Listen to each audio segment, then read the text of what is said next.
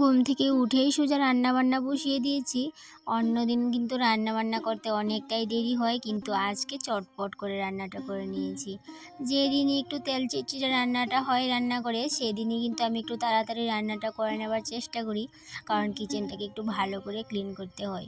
ওই যে তেল চিটচিটে একটা ভাব হয়ে থাকে, দেখে অবশ্যই বুঝতে পারছো। এদিকে চুলার অবস্থায় দেখতে পারছো। তারপরে আবার এদিকে জানলার মধ্যে যে পর্দাগুলো লাগানো আছে সেগুলোর অবস্থাও কিন্তু বেশি ভালো না। তবে আরও অনেক কিছু বলার আছে তোমাদের সাথে, তার আগে নিজের পরিচয়টা দিয়ে নিই। তো হ্যালো বন্ধুরা, আমি রূপা, ত্রিপুরার ধলাই জেলার ছোট্ট একটা গ্রাম থেকে অতি সাধারণ ঘরের অতি সাধারণ একজন গ্রাম্য গৃহবধূ। তো গুড মর্নিং সবাইকে, কেমন আছো সবাই? আশা করছি রাধা মাধবের কৃপায় সবাই ভালো আছো।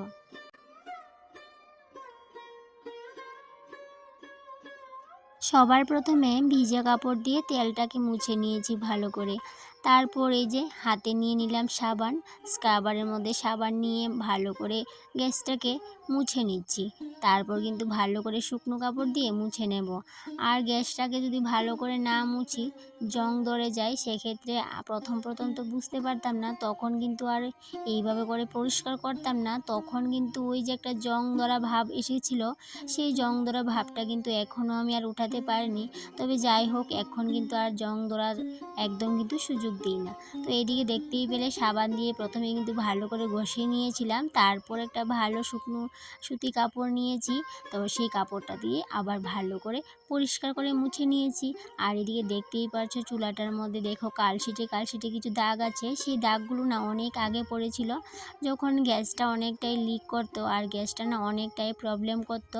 রান্না করার সময় চট করে কিন্তু গ্যাসের আগুনটা একদম সুইচের মধ্যে চলে আসতো। তখনকার ওই দাগ যে পড়েছে, সেই দাগগুলো কিন্তু এখনও আমি আর ঘষে ঘষে উঠাতে পারি না, তাই জন্য কিন্তু দাগগুলো এখনও রয়েই গেছে।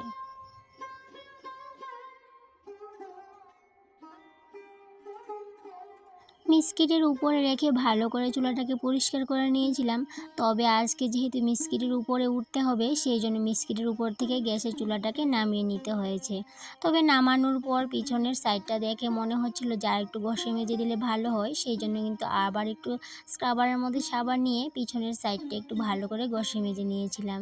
সেই সাথে গ্যাসের নিচটাকেও কিন্তু মুছে নিয়েছিলাম।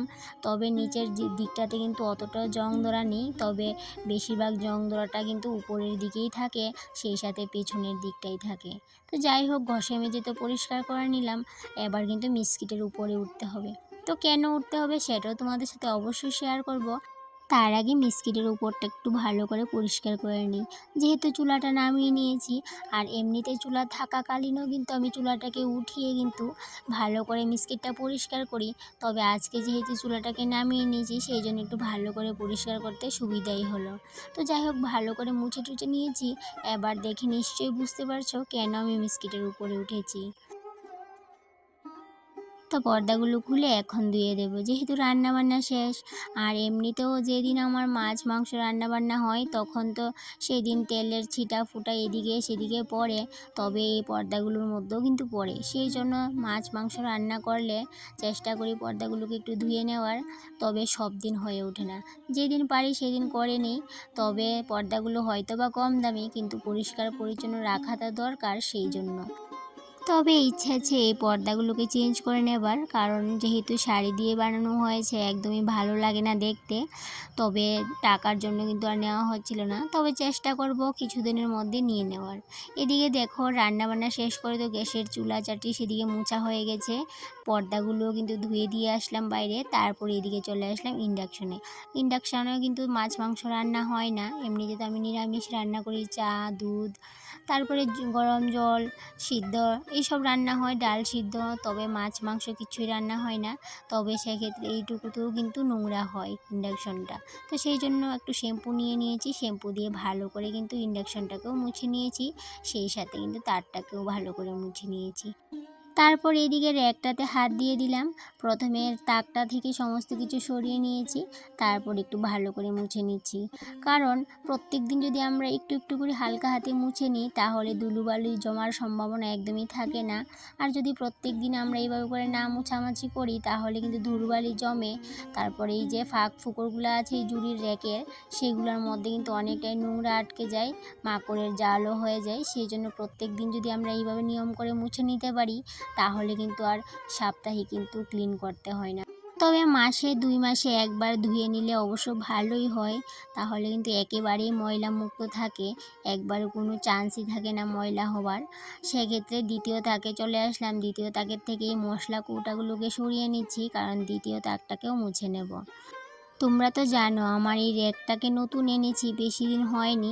তবে বেশি দিন হয়নি বললেও ভুল হবে, অনেক দিন হয়েছে এনেছিলাম, কিন্তু ইউজ করা হয়নি, রেখে দিয়েছিলাম। আর তোমাদের সাথেও তো শেয়ার করা হয়নি, সেদিন তোমাদের সাথে শেয়ার করলাম আর সেদিনই কিন্তু আমি রান্না করে র্যাকটাকে বসিয়েছি।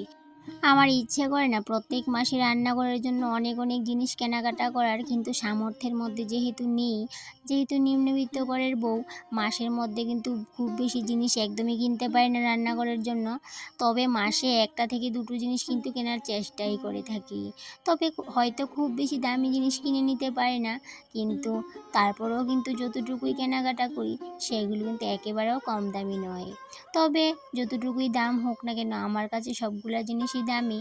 এই কম দামি জিনিসগুলোও কিন্তু আমার কাছে অনেকটাই মূল্যবান, কারণ এই কম দামি জিনিসগুলোই আমার কিচেনের সৌন্দর্যটা দ্বিগুণ বাড়িয়ে দিয়েছে। সেই জন্য আমার কিচেনের প্রত্যেকটা জিনিস মূল্যবান থেকেও কিন্তু দ্বিগুণ মূল্যবান। তো যাই হোক বন্ধুরা, এদিকে দেখো র্যাকটা এদিকে সম্পূর্ণ কমপ্লিট করে চলে আসলাম টেবিলের দিকে। টেবিলটাকেও তো গুছাতে হবে, কারণ টেবিলটা তো প্রত্যেকদিন জানোই কি অবস্থা হয়ে থাকে। তো এদিকে টেবিল গুছিয়ে রান্নাঘর পুরো ক্লিন করে সোজা চলে আসলাম বাইরে, কারণ বাইরে অনেকগুলো কাজ আছে সেগুলোও করতে হবে। তবে আমি রান্নাঘরটা যে গুছালাম সেটা অবশ্যই তোমাদের সাথে শেয়ার করব, তবে ভিডিওর শেষ পর্যায়ে। অবশ্যই কমেন্টে জানাবে কেমন হয়েছে, কিন্তু তার আগে আমার বাইরে যে কাজগুলো আছে সেগুলো সেরে নিই। তারপর স্নান টান সেরে তোমাদেরকে সঙ্গে নিয়ে আমি আমার কিচেনে আবার চলে যাব। তোমাদেরকে তো দেখাতে হবে আমি আমার রান্নাঘরটাকে কীরকমভাবে ডেকোরেশন করলাম আমার কম দামি জিনিসগুলো দিয়ে। তবে কম দামি জিনিসগুলা হয়তো বা তোমাদের কাছে কম দামি, কিন্তু আমার কাছে কিন্তু ওই যে বললাম মহামূল্যবান। তবে যে যাই বলুক না কেন আমি একটা কথা অবশ্যই তোমাদের সাথে বলতে চাই, সেটা হচ্ছে লাখ টাকার মডুলার কিচেন না হলেও 1000 টাকার মডুলার কিচেন বানিয়ে নিতে পেরেছি বুদ্ধির আর ভালোবাসার জুড়ে, সেটাই কিন্তু আমার কাছে অনেক বিশাল ব্যাপার। 1000 টাকার মডুলার কিচেন কেন বললাম বলো তো? যেহেতু আমার কিচেনে লাখ টাকার কোনো কিছুই নেই, তবে 1000 টাকার জিনিস অবশ্যই আছে, সেই জন্য আমি আমার কিচেনটাকে 1000 টাকার মডুলার কিচেন বললাম। তবে যারা সত্যিকার অর্থে পয়সাওয়ালা লোক তাদের কিন্তু ঠিকই লাখ টাকার কিচেনও আছে আর কিচেনের মধ্যে লাখ টাকার জিনিসও আছে। তবে সেই ক্ষেত্রে তাদের কিচেনকে কিন্তু 1000 টাকার মডুলার কিচেন বললে একদমই চলবে না, তাদের কিচেনটাকে বলতে হবে লাখ টাকার মডুলার কিচেন, নয়তো বা কোটি টাকার মডুলার কিচেন। আর এদিকে রোদের ঝলমলানি দেখে নিশ্চয়ই আন্দাজ করতে পারছো তাপটা কতটা ভয়ঙ্কর হবে।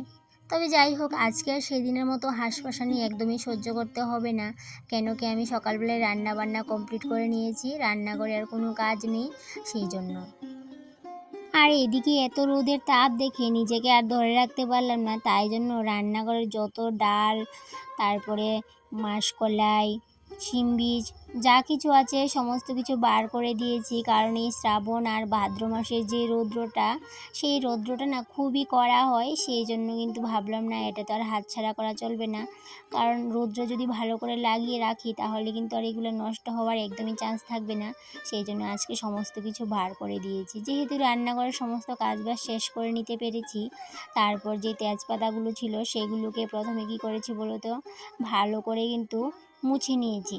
পাতাগুলোকে প্রথমে ছাড়িয়ে নিয়েছিলাম, তারপর ভালো করে একটা কাপড় দিয়ে মুছে নিয়েছি। মুছে নেওয়ারও কিন্তু একটা কারণ আছে, সেটা হয়েছে কি পাতাগুলোর মধ্যে না একটু শ্যাওলা শ্যাওলার মতো ফাঙ্গাসের মতো পড়ে গিয়েছিলো, সেই জন্য সেগুলোকে মুছে কেচি দিয়ে কেটে একবারে কৌটা ভরে রেখে দেবো বলে কিন্তু একটু হালকা রোদে দিয়ে আসলাম, একটু পর কিন্তু উঠিয়ে নিয়ে আসবো। তারপর এদিকে কিছু খালি কৌটা আছে সেগুলোকে একটু ধুয়ে নিলাম। তারপর যে কৌটাগুলো ধোয়ার পর যে সার্ফের জলটা আছে সেটা কিন্তু একদমই ফেলে দেব না, কারণ যেহেতু কৌটাগুলোর মধ্যে একদমই ময়লা ছিল না, ধুলোবালি ছিল না, তাই জন্য সার্ফের জলটা ফেলে দেব না। সেটার মধ্যে দুটো সোয়েটার দিয়ে দেবো, কারণ সোয়েটারগুলো না একদমই নিচে ছিল, সেগুলোকে কবে থেকে ভাবছিলাম ধুয়ে তুলে রাখবো। যেহেতু বাড়িতে সোয়েটারগুলো পরা হবে, ঠান্ডা যখন পড়বে তখনই তো দরকার হবে, সেই জন্য আজকে ভাবলাম না, সার্ফের জলটা একদম ফেলে দিয়ে লাভ নেই। আর যেহেতু রোদের এত তাপে কিন্তু এই যে চট করে কিন্তু সোয়েটারগুলো শুকিয়েও যাবে। তারপর এদিকে সোয়েটারগুলো ধুয়ে আবার চলে আসলাম এদিকটায়, কারণ সেদিন যে ঘাসগুলো পরিষ্কার করেছিলাম ওই সাইডে পরিষ্কার করেছিলাম, তো আজকে ভাবলাম না এই সাইডের ঘাসগুলোকে কেটে নিই। একদিনে তো আর গাছগুলো কেটে নেওয়া সম্ভব না, তাই জন্য প্রত্যেক দিনই কিন্তু একটু একটু করে কাটার চেষ্টা করছি। আর এত বড় হয়েছে গাছগুলো, সেগুলো কিন্তু কাঁচি ছাড়া একদমই উঠাতে পারছিলাম না। তবে যেগুলো কাঁচি দিয়ে কাটতে পারবো সেগুলো কাঁচি দিয়ে কাটবো, আর বাকি গাছগুলো কিন্তু হাত দিয়ে উঠাতে হবে। গৃহিণী যেহেতু হয়েছি, সংসারের প্রতিটা কাজেই কিন্তু হাত লাগাতে হবে, সংসারের প্রতিটা কাজের দায়িত্ব নিতে হবে, আর সেই দায়িত্বগুলো কিন্তু ভালোবেসে ধৈর্য ধরে করতে হবে। আর ভালোবেসে কাজ করলে সমস্ত কাজেই কিন্তু সাকসেস পাওয়া যায়। ভালোবেসে না কাজ করলে কোনো কাজেই সাকসেস পাওয়া যায় না। তবে অবশ্যই কাজ করলে ভালোবেসে করতে হবে। প্রত্যেকটা কাজই ভালোবাসা থাকা দরকার, কারণ ভালোবাসা ছাড়া কোনো কাজেই কিন্তু সুন্দরভাবে সফলভাবে করা যায় না। শুধুমাত্র যে সাকসেস পাওয়া যাবে সেটাও কিন্তু না, ভালোবেসে কাজ না করলে সেই কাজ কিন্তু কোনো দিন সফলও হবে না। তবে সব কাজই কিন্তু ভালোবেসে করতে হয়। তবে আমিও চেষ্টা করি ভালোবেসে ধৈর্য ধরে সমস্ত কাজবাজ করার। আর এদিকে দেখো, কথা বলতে বলতে উঠানের ঘাস কিছুটা পরিষ্কার করে নিয়েছি, তারপর স্নান করে আবার সোজা চলে আসলাম ঠাকুর ঘরে। ঠাকুর পূজাও তো দেওয়া হয়নি, অনেকটাই বেলা হয়ে গেছিলো, তাই জন্য কিন্তু চটপট করে ঠাকুর ঘরে চলে আসলাম। আর আজকে ইচ্ছে করছিল কলা দিয়ে চিড়া দিয়ে ঠাকুরকে একটা ভোগ নিবেদন করব, কিন্তু যেহেতু কলা ছিল না ঘরে, দোকানে পাঠিয়েছিলাম ছেলেকে, তো কলা পাইনি, সেই জন্য ভাবলাম না, চিড়াটাকে একটু ধুয়ে চিনি দিয়ে ঘি মধু দিয়ে ঠাকুরকে ভোগ নিবেদন করে নিই। তো সেক্ষেত্রে সেভাবেই করলাম, কলা ছাড়াই ঠাকুরকে দিয়ে দিলাম। যেহেতু দোকানে কলা পাওয়া যায়নি, সেই জন্য কিছুটা চেরি নিয়ে আসতে বললাম ছেলেকে, তো সেই মতো চেরিও নিয়ে আসলো। তো যাই হোক, এদিকে দেখো আমার পুজো মোটামুটি রেডি করা হয়ে গেছে। এখন ঠাকুরকে কিন্তু আরতি করে নেব, ঠাকুরকে একটু ধূপ টুপ ভালো করে দেখিয়ে নেব, এইভাবে করে আমার পুজোটা কমপ্লিট করে নেব। তারপরে আজকে আবার ইচ্ছে করছিল একটু গীতা পাঠ করার, কারণ বেশ অনেক দিন হয়েছে গীতা পাঠ একদমই করা হয় না। আগে তো আমি প্রত্যেক দিনই কিন্তু প্রতিনিয়ত গীতা পাঠ করতাম, কিন্তু এখন কাজের চাপে একদমই করা হয়ে ওঠে না। কিন্তু আজকে মনস্থির করেই নিয়েছিলাম, না, গীতাটা আজকে একটু পাঠ করতেই হবে। যতই দেরি হয়ে যাক না কেন, আজকে আমি গীতা না পাঠ করে একদমই ঠাকুর করতে বেরোচ্ছি না, মনে মনে পণ করে নিয়েছিলাম। তবে যাই হোক, আমি আমার মতো করে গীতাটা পাঠ করে নিয়েছিলাম। অত নিয়ম কানুন তো আমার জানা নেই, তবে যতটুকু জানি যে ভগবানকে মন থেকে পুজো করলে, মন থেকে যাই নিবেদন করি না কেন, যেভাবেই ভগবানকে ডাকি, যদি মন থেকে আমরা প্রার্থনা করি, ভক্তিভাব যদি মন থেকে থাকে, তাহলে কিন্তু ভগবান সব সব কিন্তু ভগবান মেনে নেয়, সমস্ত কিছুই ভগবান গ্রহণ করে। তো সেই ভাবনাটা মনে আছে বলেই কিন্তু আমি আমার মতো করে পূজা অর্চনা করে থাকি সবসময়ই, নিজের মতো করে। তবে যতটুকু জানি সেটা কিন্তু পালন করার চেষ্টা করি, আর যেটুকু জানি না সেটুকু নিজের মতো করেই করে নিই। তারপর পুজো শেষ করে কাপড়টা চেঞ্জ করে নিয়েছি, কারণ যেহেতু নাইটি পরে এমন অভ্যস্ত হয়ে গেছি, কাপড় পরে বেশিক্ষণ একদম নিতে পারি না, তাই জন্য চট করে কাপড়টা চেঞ্জ করে নিয়েছি। তারপরে এখন কিন্তু সোজা তোমাদেরকে নিয়ে রান্না করে চলে আসলাম। এদিকে দেখো, যা কিছু রোদে দিয়েছিলাম সমস্ত কিছুই কিন্তু কৌটা মুছে কৌটা ভর্তি করে নিয়েছি। সেই সাথে যে কৌটাগুলো ধুয়ে নিয়েছিলাম সেগুলোও কিন্তু শুকিয়ে গেছে, সেইগুলোও ঘরে নিয়ে আসলাম। এখন খাওয়া দাওয়া কিন্তু করে নিয়েছিলাম, কারণ খাওয়া দাওয়া করার আগে এইগুলা ভরে নিয়েছিলাম কৌটাতে। প্রথমে কৌটাগুলোকে মুছে নিয়েছিলাম, তারপরে কৌটা ভর্তি করে নিয়েছি। তারপরে খাওয়া দাওয়া করলাম, রান্নাঘরটাকে খাওয়া দাওয়ার পরে বুঝতেই তো পারো আবার কত একদম কি অবস্থা হয়ে থাকে, এগুলো থালা বাসন ধোয়া সেগুলো করা হলো। তারপর আবার এই কৌটাগুলোকে জায়গা মতো রেখে দিচ্ছি। গৃহিণী বলে কথা, সমস্ত কিছু দায়িত্ব করে পালন করতে হয়। আগে মেয়ে থাকতে যখন মা বলতো রোদ থেকে এটা নিয়ে আস, কাপড়গুলো তুলে রাখ, রোদ থেকে শিমের বীজগুলো তুলে নিয়ে আয়, তখন এতটা বিরক্ত লাগতো, বুঝতেই পারতাম না যে কেন যে কাজের কথা বলে। কিন্তু এখন দেখো, দায়িত্ব সহকারে যদি বাইরে কাপড় থাকে, কাপড়গুলোকে শুকালে তুলতে হবে, তারপরে কিছু রোদে দিলে সময় মতো মতো তুলতে হবে, বৃষ্টি আসলে কোনো কিছু চট করে দৌড়ে গিয়ে তুলতে হবে, সেগুলো কত সুন্দর দায়িত্বভাবে এখন পালন করে নিতে পারি। কিন্তু এমন একটা সময় ছিল যখন মা বলতো যে রোদ থাকতে থাকতে জিনিসগুলো তুলে নিবি, তখন কিন্তু বিরক্ত লাগতো, কথাগুলো শুনলে একদমই ভালো লাগতো না।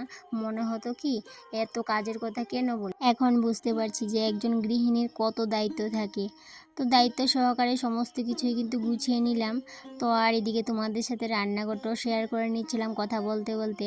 ওই যে বললাম, রান্নাবান্না শেষ করে কিন্তু সমস্ত কিছু গুছিয়ে তারপরে বেরিয়ে গিয়েছিলাম। তোমাদের সাথে তো আর রান্নাঘরটা শেয়ার করা হয়নি। এদিকে পর্দাগুলো লাগানো হয়েছে, শুকিয়ে গিয়েছিল চট করে, কারণ যে রোদের তেজ চট করে কিন্তু শুকিয়ে গেছিলো। তো যাই হোক বন্ধুরা, আমার কিচেনটা কেমন লাগলো, ভাঙাচোরা মডুলার কিচেনটা অবশ্যই জানিও। লাখ টাকার কিচেন না হলেও 1,000 টাকার কিচেন তো করে নিতে পেরেছি, সেটাই আমি অনেক খুশি। তো যাই হোক বন্ধুরা, চলে আসলাম ভিডিওর শেষ পর্যায়ে। আবারও দেখা হবে তোমাদের সাথে কোনো একটা নতুন ব্লগে। ততক্ষণে তোমরা ভালো থেকো, সুস্থ থেকো, আর এভাবেই আমার পাশে থেকো, আর মিষ্টি মিষ্টি কমেন্ট করো। তো টাটা।